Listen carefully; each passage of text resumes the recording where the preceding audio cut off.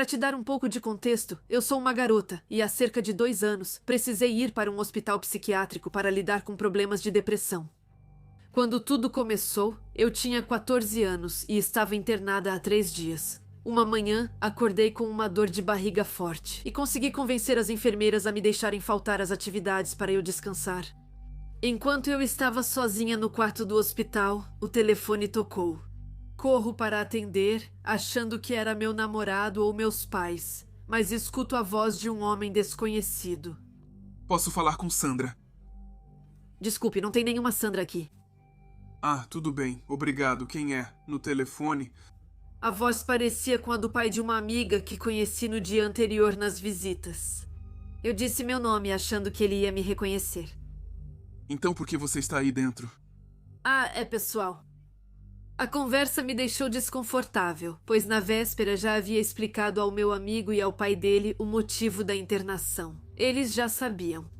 Você deve ter brigado para entrar, né? Bateu em outras garotas. Eu respondi que não, mas estava cada vez mais gelada, e então percebi uma coisa. Não havia Sandra nesse hospital. Eu ainda não sabia todos os nomes, mas tinha quase certeza disso. Eu estava desconfortável, então disse que precisava ir e desliguei. Chega o horário de visitas e outra ligação acontece. Um homem pergunta meu nome fingindo ser meu pai, só que meu pai estava sentado bem ao meu lado. Eu explico para o meu verdadeiro pai que esse cara já tinha me ligado mais cedo. E aí, ele explode de raiva, pega o telefone e grita para saber quem está ligando. O homem não diz nada e desliga. Depois de mais algumas ligações em que perguntavam meu nome, avisei a equipe do hospital. Eles imediatamente entraram em pânico e decidiram suspender todas as chamadas recebidas. A verdade vem à tona e ela é aterrorizante. Aparentemente.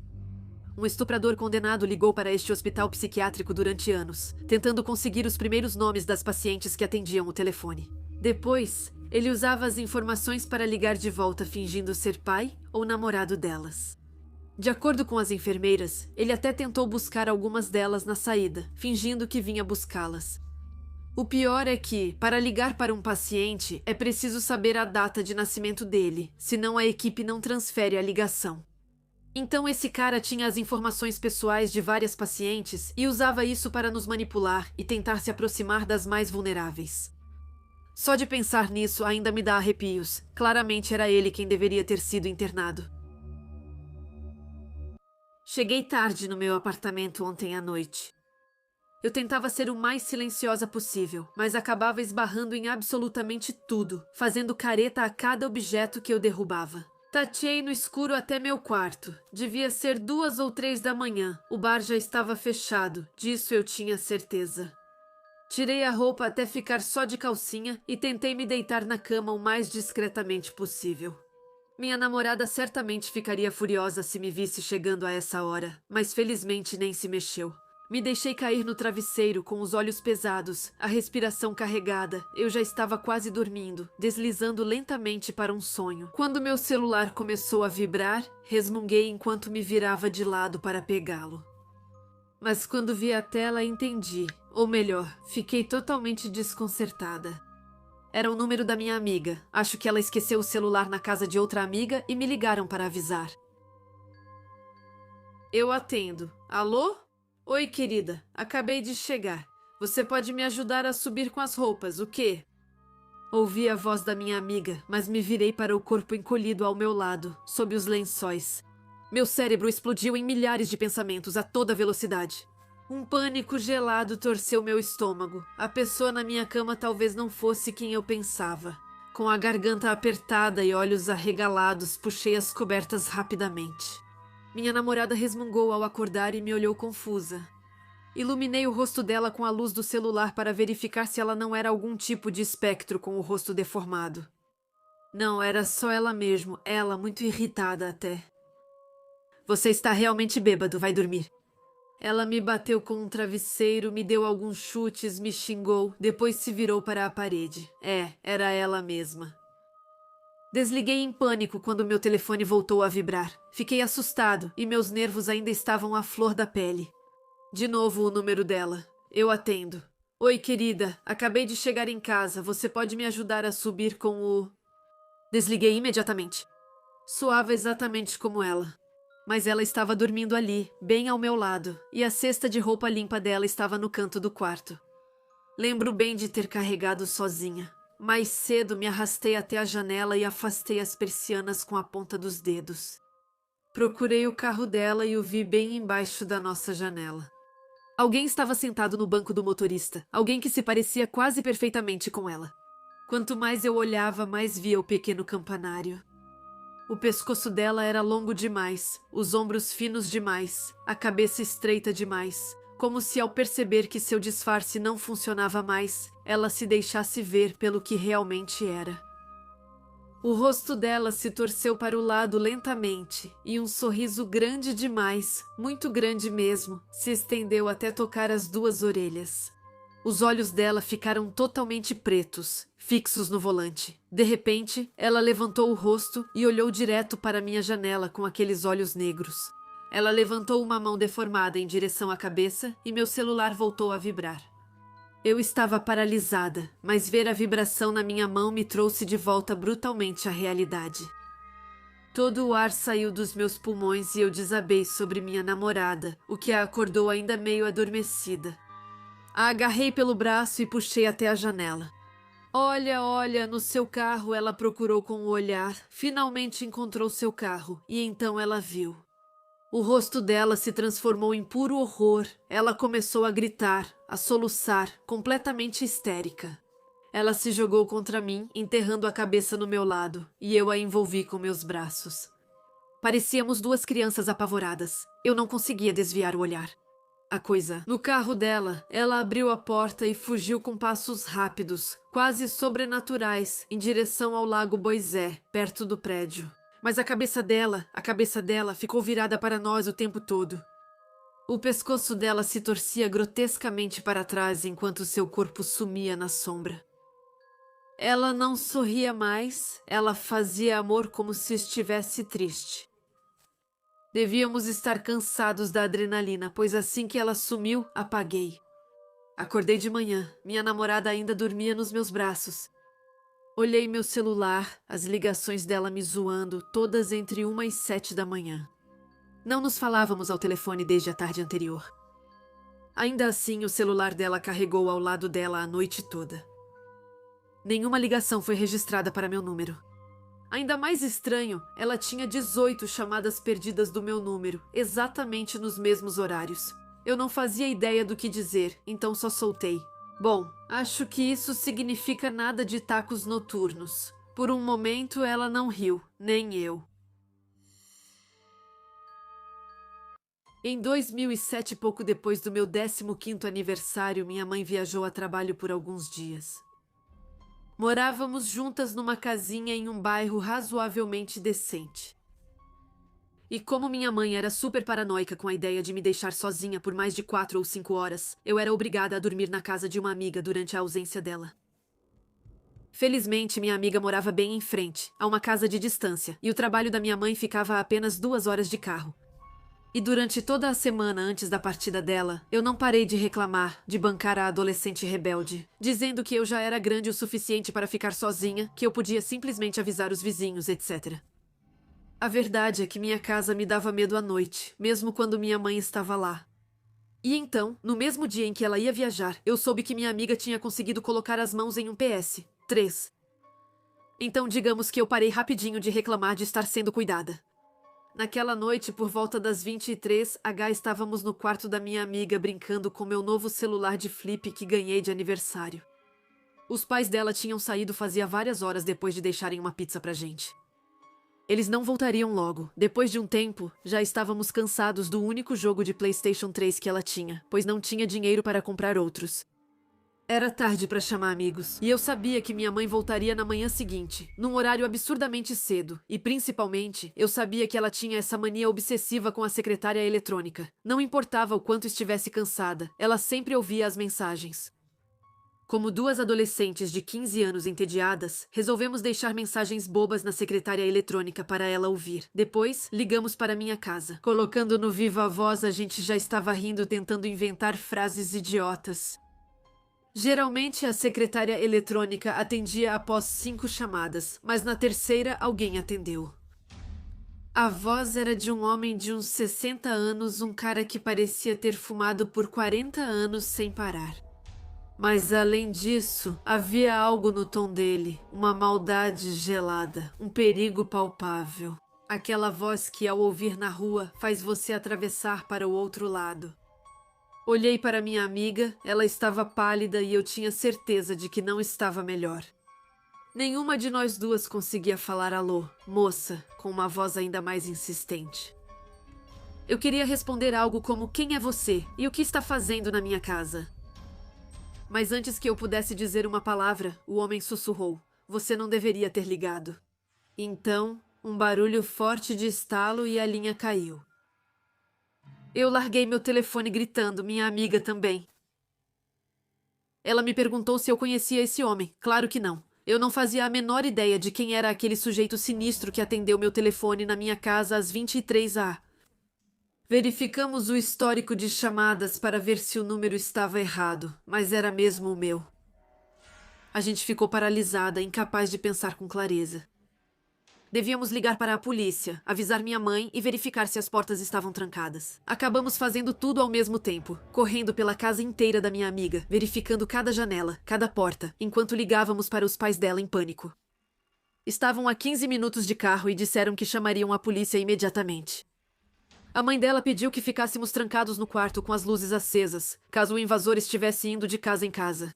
Nos escondemos debaixo da cama dela, tremendo e assustadas, pulando a cada barulho. Quando os pais dela chegaram, eles sacudiram a maçaneta da porta e nós quase morremos de medo. Esquecemos que trancamos a porta. Por ordem deles, os policiais foram à minha casa logo depois. Sinceramente, mal lembro o que fizeram porque me recusei a sair. Eles fizeram várias perguntas, mas tínhamos poucas informações. A gente tinha ligado do quarto dos fundos, longe de qualquer vista da minha casa, e um homem com uma voz de fumante assustadora. Não é algo muito útil para eles. Uma pergunta me marcou. Quem tem as chaves da sua casa? Eu respondi. Só minha mãe e eu. Mais tarde, eu entendi por que ele perguntou isso. Não havia nenhum sinal de arrombamento, nenhuma janela quebrada, nenhuma porta forçada, e a porta da frente estava escancarada. Quando eles chegaram, nada havia sido roubado, mas o fone do telefone de parede estava pendurado e a base do telefone estava rachada. Parece que alguém esmagou aquilo de raiva. No meu quarto, assim como no da minha mãe, objetos tinham sido mexidos, gavetas abertas, alguém tinha revirado tudo. Minha mãe foi avisada com urgência e voltou para casa naquela noite. Você é Rivier. A investigação não deu em nada, ninguém jamais foi identificado. Mesmo sem muito dinheiro, nos mudamos alguns meses depois. Durante todo esse tempo, eu praticamente parei de dormir. Tinha pesadelos horríveis e, principalmente, desenvolvi uma obsessão por fechaduras. Eu verificava tudo, 2, 3, 4 vezes, e esse hábito nunca me deixou. Mas há um último detalhe que nunca contei a ninguém. No mesmo dia, algumas horas antes da ligação, eu tinha voltado para casa para pegar um caderno que eu queria mostrar para o meu amigo. A porta estava trancada, nada estava fora do lugar. Não havia nenhum barulho na casa, mas ao entrar, senti imediatamente que algo não estava certo. Um silêncio muito pesado, uma atmosfera sufocante, um frio nas minhas costas. Dei 3 passos à frente, depois parei, impossível ir mais longe. Fiquei paralisada, depois dei meia volta, tranquei a porta e corri até a casa do meu amigo.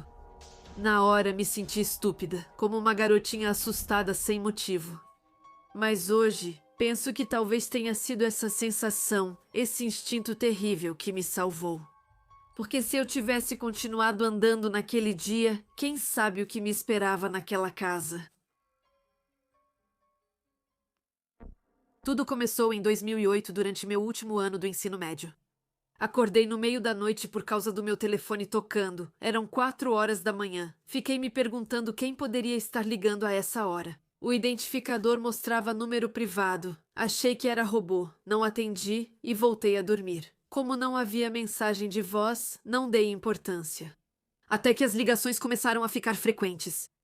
Alguns meses depois, no meu primeiro ano de faculdade, as ligações passaram a ser quase diárias, sempre no mesmo horário, 4 horas da manhã. Nunca atendia, pois ligações de números desconhecidos me deixavam desconfortável. Não era um robô, era algo intencional. Quando eu não atendia, ele ligava 3 ou 4 vezes seguidas. E isso começou a me irritar. Eu tinha aula às 8h e ele me acordava todas as noites. Numa noite, quando meu celular vibrou de novo, atendi. Alô, quem é? Pare de me ligar. Acho que você está ligando para o número errado. E então, ouvi uma risada estranha, abafada, acompanhada de um palavreado incompreensível, mas o tom era tão agressivo que me gelou o sangue. Instantaneamente. Eu repeti: ouça, seja quem for, pare. Você está ligando para o número errado, então desliguei. Na hora, achei que fosse um bêbado, pois não entendia o que ele falava. Mas o jeito dele falar era pior do que estranho. Era ameaçador. Tive certeza de que era alguém que eu jamais queria encontrar. Foi então que temi que talvez fosse um perseguidor. As ligações continuaram por meses. Era tão frequente que acabei desligando meu telefone à noite só para conseguir dormir. Nunca pensei em chamar a polícia. Eu não tinha nenhum número, só chamadas anônimas. Desde então, passei a ficar muito atenta ao meu redor. O terceiro andar me acalmava, mas a situação ainda me deixava inquieta. Depois chegou o Natal, eu voltei para casa, em Memphis, para as férias. Foi bom respirar um pouco, mas certa manhã, por volta das 8 ou 9 horas, meu telefone tocou de um número privado. Dessa vez decido acabar com isso. Bom, quem é? Me deixem em paz. E então, pela primeira vez, uma frase nítida, clara. Compreensível, você vai vir me encontrar. Era uma voz de homem, uma voz profunda, zombeteira. Em choque, eu respondo: ah, não, eu não te conheço. E com um tom que me assombrará para sempre. Ele diz: eu sei onde você mora, estou chegando aí. Foi nesse momento que entrei em pânico total. Corri para o quarto dos meus pais, chorando, tremendo, incapaz de formar uma frase direito. Contei tudo o que acontecia há meses. Eles se assustaram e, como eu, logo pensaram em um perseguidor. Meu pai, ex-militar, se levantou imediatamente, pegou um bastão que ficava embaixo da cama e foi vigiar lá fora, atento a qualquer carro suspeito. Eu estava tremendo tanto que não consegui fechar os olhos pelo resto da noite, e foi isso.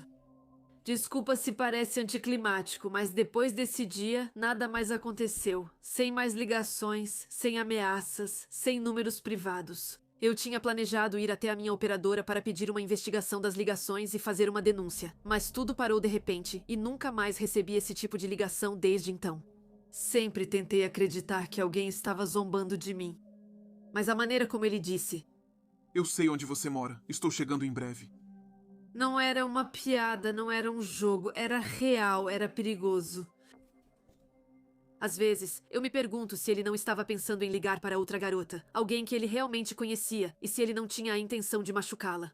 E se a garota só tivesse a voz parecida, mas era ela que ele queria, espero de coração que esteja bem.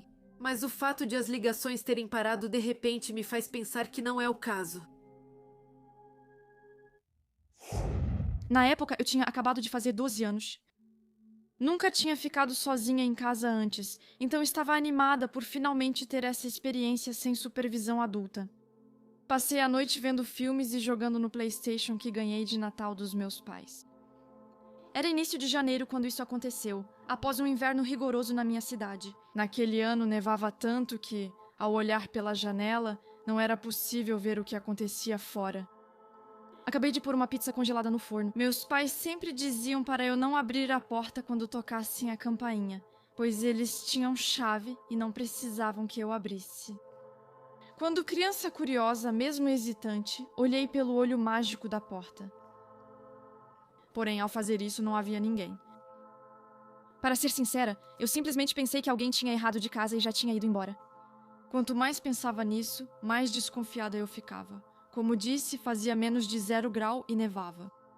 Voltei para a sala para ver meus filmes. Vale lembrar que havíamos acabado de nos mudar e ainda faltavam cortinas em algumas janelas, inclusive as da sala. Ouvi um estrondo alto vindo da cozinha. Achei que algo tivesse caído e, cansada, não fui ver o que era. Quando fui ver, percebi que minha pizza estava muito queimada e joguei fora. Ao voltar para a sala, notei alguém me observando pela janela. Ignorei e tentei ligar discretamente para meus pais. Para meu horror, aos 12 anos, eles não atenderam. Evitei o pânico, fui ao quarto dos meus pais, fechei as portas e me escondi sob a cama. Tentei ligar para eles novamente. Quando eles finalmente atenderam, eu contei o que tinha acontecido e eles voltaram para casa o mais rápido possível. Ao chegarem em casa, quem estava lá fora já tinha ido embora há muito tempo. Não sei quem era a pessoa lá fora nem suas intenções, mas eu realmente espero que ele nunca volte. Olá, sou Trevor e isso é a coisa mais assustadora que já vivi. Isso aconteceu em maio deste ano. Sou um homem de 22 anos em boa forma física e sou socorrista, então já vi e tratei praticamente de tudo. Moro com meus pais em uma comunidade de classe média alta. A cidade onde moro registrou pouquíssimos crimes, ou nenhum. Então, aqui está a minha história. Meus pais viajaram para a Flórida visitar a família e deixaram eu e meu pastor alemão sozinhos. Na próxima semana, farei um esquema rápido da casa para vocês. Ela tem 2 andares. O quarto dos meus pais fica no primeiro. A noite chegou e estou dormindo no quarto dos meus pais com meu cachorro. A cama está entre 2 janelas com telas, ambas abertas. São 2 da manhã e ao me preparar para dormir, ouço uivos. Eu não penso nada sobre isso, porque há muitas crianças na vizinhança que estão sempre do lado de fora. Uns 10 minutos depois, ouço o mesmo uivo, acordando meu cachorro novamente, que ficou alerta. Mesmo assim, não penso nisso. 10 minutos se passaram novamente antes que os gritos começassem de novo.